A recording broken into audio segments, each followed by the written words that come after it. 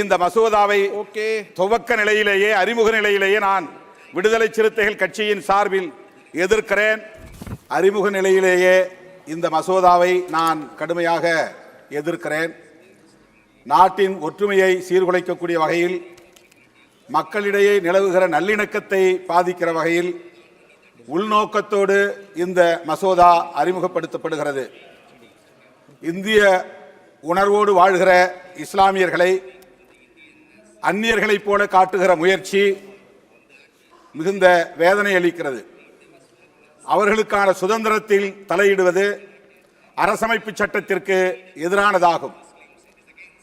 அரசமைப்பு சட்டம் வழங்கியிருக்கிற அனைத்து சுதந்திரம் மற்றும் உரிமைகளை எல்லாம் தட்டி பறிக்கக்கூடிய வகையில் வேண்டுமென்றே திட்டமிட்ட இதில் அரசு தலையிடுகிறது.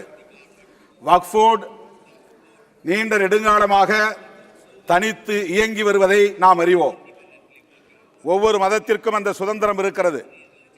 இந்திய அரசமைப்பு சட்டம் மதச்சார்பின்மையை உயர்த்தி பிடிக்கிற நிலையில் அரசு மதம் சார்ந்த நிலைப்பாட்டை எடுப்பது, மதங்களின் சுதந்திரத்தில் தலையிடுவது மிகுந்த ஆபத்தானது, மக்களின் ஒற்றுமையை சீர்குலைக்கக்கூடியது.